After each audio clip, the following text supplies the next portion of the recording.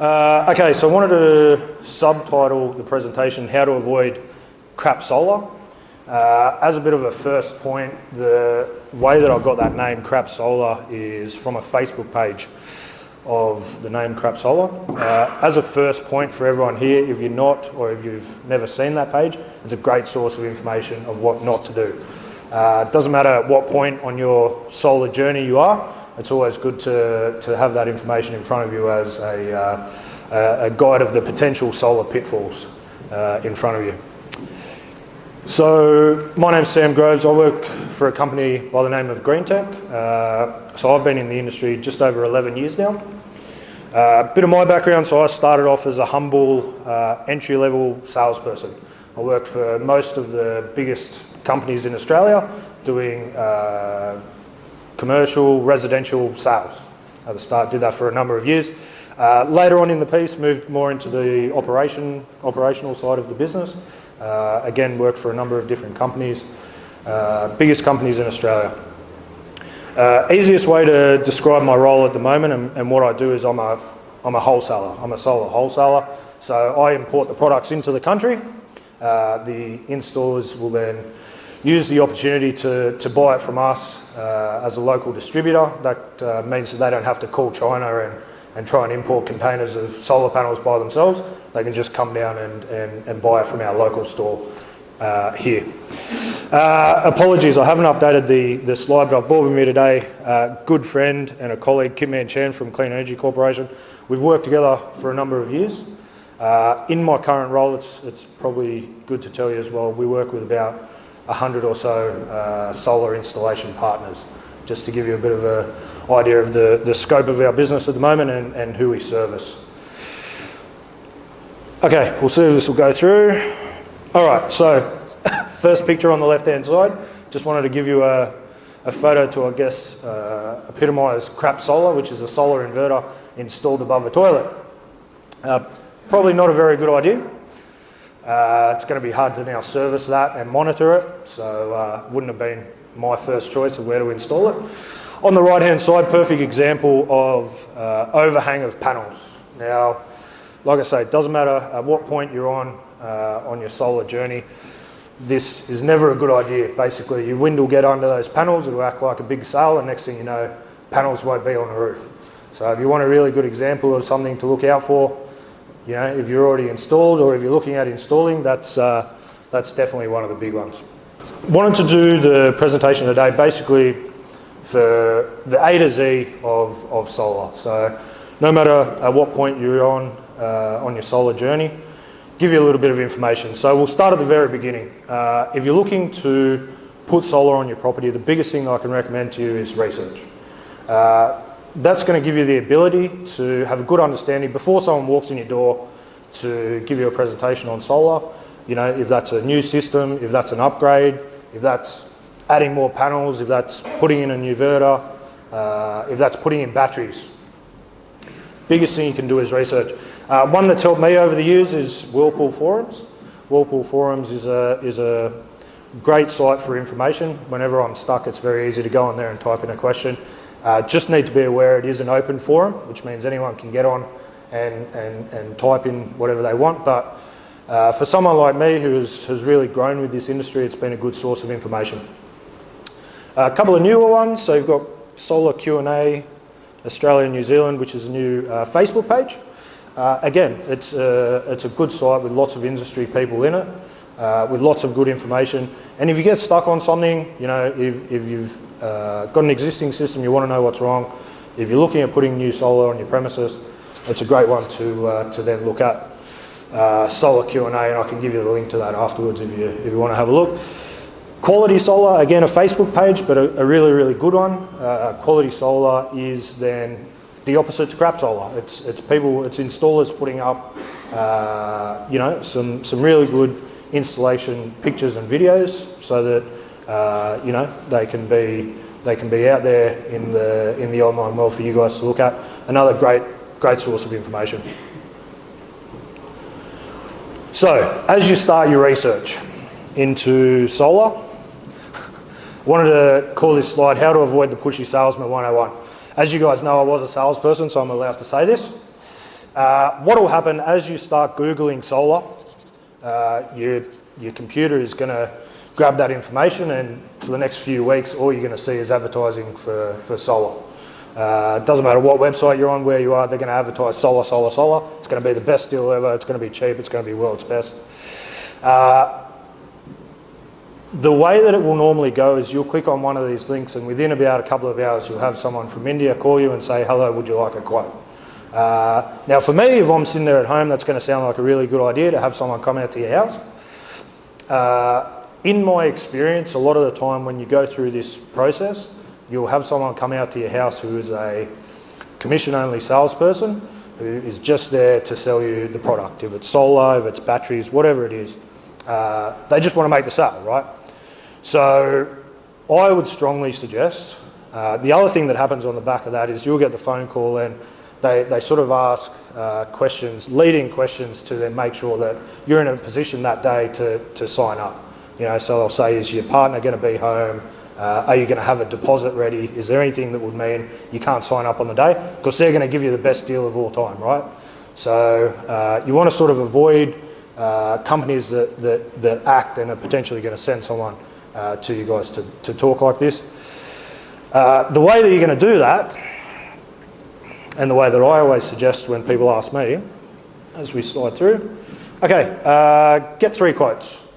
So when you're looking at putting solar on your property, when you're looking at putting batteries into your property, solar batteries into your property, the best thing you can possibly do, and what I always recommend to people, is to get 3 quotes. There's a number of different websites. Now I've only got one up there, that's an oversight. I can actually give you a couple more websites that are really good for you to get more information and more quotes. But yeah, as a minimum requirement, get 3 quotes. What that's going to do is it's going to give you a really good idea before you decide to take the plunge. What's out there? You know, who are the people that are installing this gear? What sort of gear are they installing? What's the expectation on price point? If you get a few people out to have a talk with you about renewables, you're going to have a really good idea before you take the plunge of what you can be expecting. Gather all that information and then go from there. My biggest point, I get asked a lot about different types of installers. Who should I go with? Should I go with the big, sales houses in the country? Who should I be going with? And my biggest thing that I always push on to people is you definitely buy local. Okay, if you've got a local sales company that you can deal with, if you've got a local installer that you can deal with, these are the people that I really recommend you talk to. As a bare minimum, get a quote from them. Okay, some of you, or most of you I should say, would potentially be from Sydney. We've got so many great companies local to you that can give you some great information, some great advice, steer you in the right direction. What that'll mean is better service, more of a care factor. Obviously, they're going to have more of a care factor when they're down the road to your property, if it's your house or the business. Be able to then come back and service the system well, but obviously more care factor on the day as well.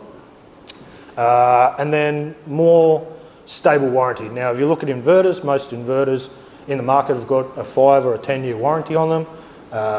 If you look at panels, they've got up to a 25-year warranty. So if you buy from a local bricks and mortar company, it's someone who's more well placed to come back and service your system going forward. Roll on to the next slide. Okay, so you've done your research, you've decided that you're going to go with your local installer, and they'll come to a point where, okay, we want to put solar on the roof, or we've already got solar on the roof. What about batteries? For me, being very entrenched in the industry, I deal with it and I talk about it all day, every day. As consumers, which I assume most of you guys are, the very simple answer is that there's no black and white. Okay, nobody's going to be able to tell you yes or no batteries are good or bad. It really is based on your usage, how you can utilise the power from your solar system. Is it affordable? You know, you got companies at the moment running around telling pensioners that are 80 and 95 years old that it's a good idea to put batteries on their house that aren't going to pay for themselves, you know, for a long time. So, in my opinion, maybe not a good idea. One point that I will make on this, the best thing you can possibly do, and I won't steal his thunder, but the best thing you can possibly do is get monitoring. Put monitoring on your system, figure out exactly how much of that power you're using, figure out exactly how much of that power you're sending back to the grid, figure out when and how you're using it, and can you better than use the power from your solar system, or is it the case that, you know, like me, I'm out all day every day, you would be better suited to have batteries on your property. Lots of people in Australia work 9 to 5 jobs, and it would be better for them to have batteries on their solar system, but it really is, you have to look at it case by case. Would you add anything to that on the commercial side of things? Absolutely. I guess it all comes down to a bit of transparency with how product is selected and how retailers, especially sales companies, how they choose their installers as well.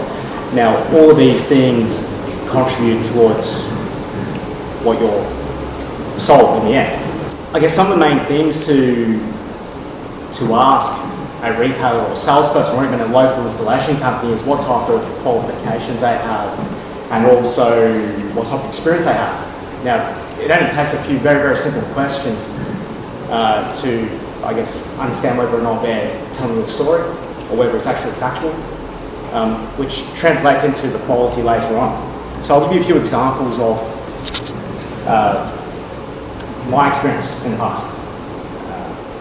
We're a small company of 17 installers. We're solar contractors in the electrical trade and solar, specialising.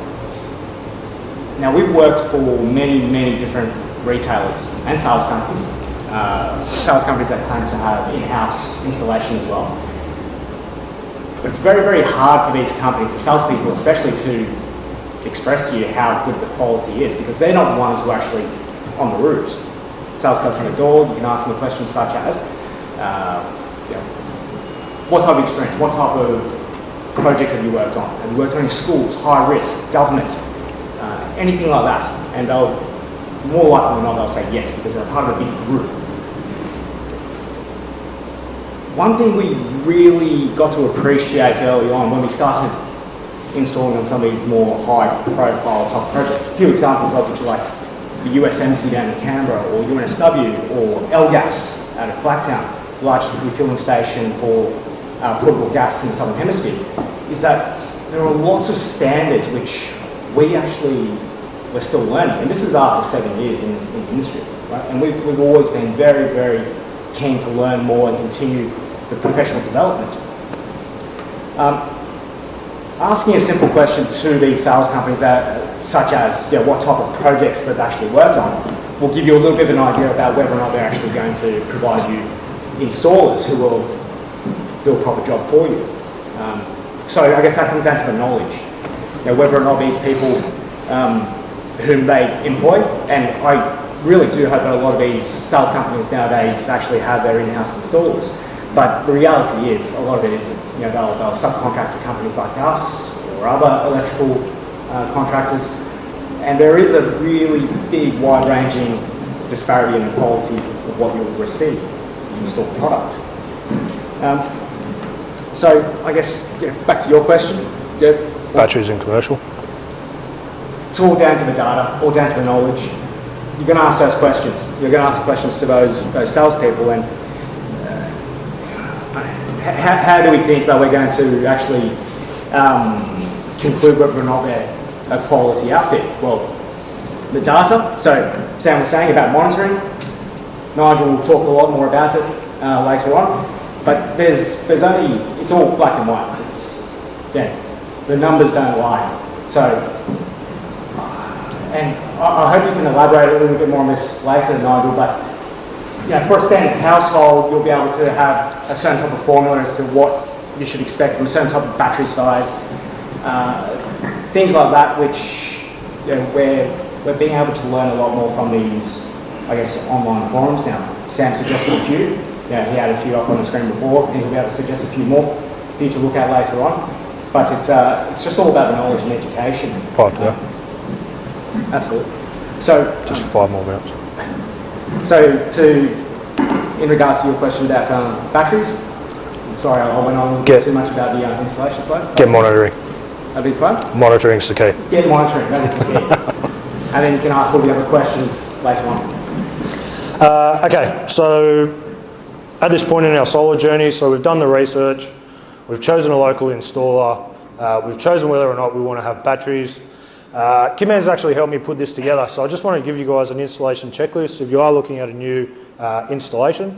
The biggest thing I would suggest is you want to be able to look at their CEC or Clean Energy Council accreditation number.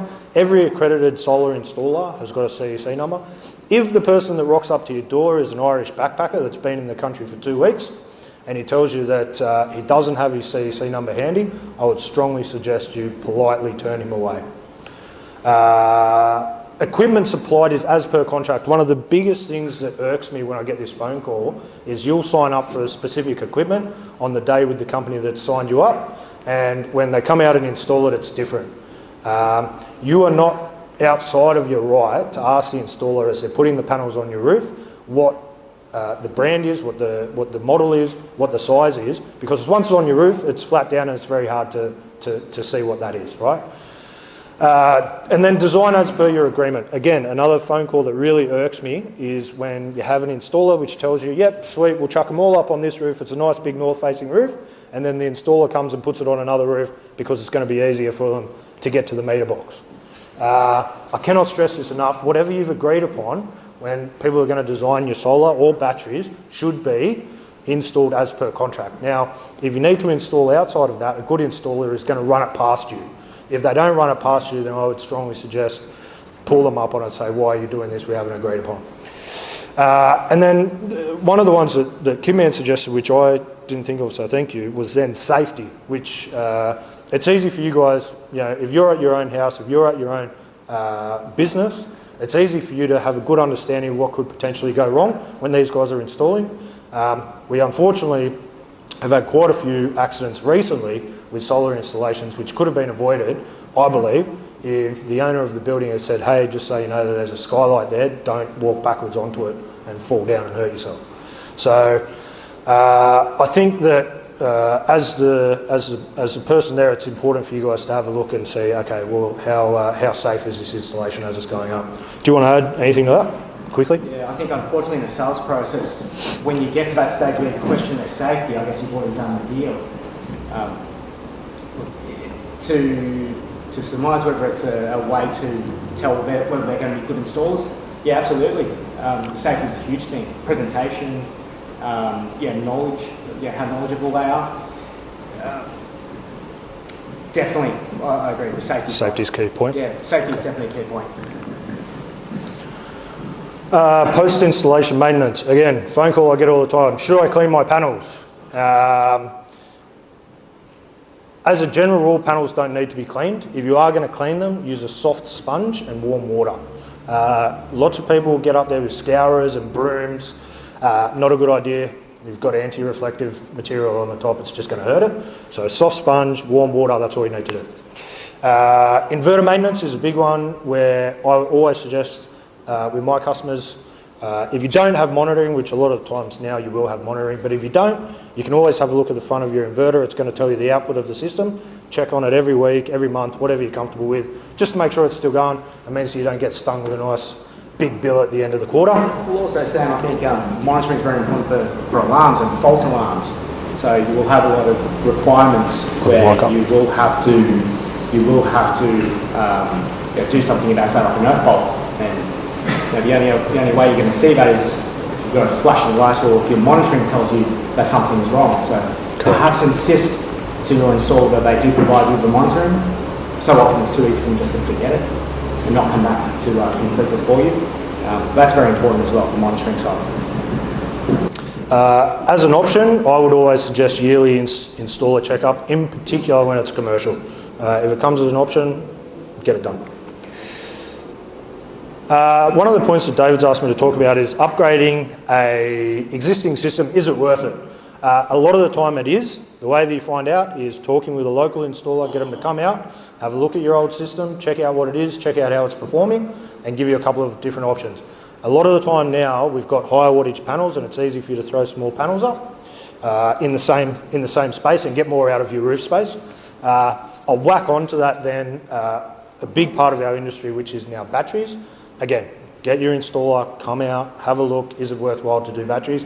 The answer to this question is a resounding yes. It's not going to cost you anything to get someone to have a look. If you've got an existing system, see if you should be adding more panels, see if you should be upgrading the inverter, see if you should be potentially putting in some batteries. Do you want to talk on that? Yeah, monitoring, back to monitoring, the data as well. You'll be able to make a proper informed decision after you get a bit of data, and your retailer's going to be able to tell you very, very clearly whether it's a yes or no, whether it's appropriate. So definitely agree with that. Okay. Just the last couple of slides. I know David's trying to wrap me up. This is a good one I've liked. Somebody forgot to put the screws in their tilt kit. Like I said before, the wind will get under it, the wind will blow it over. It's not a good idea. Also wanted to give you an example of a really nice installation. This is actually one of my customers. Then you can see the panels that work in the same line as the roof, and his nice working environment for the day there as well. And I think that's it, guys. Thank you very much.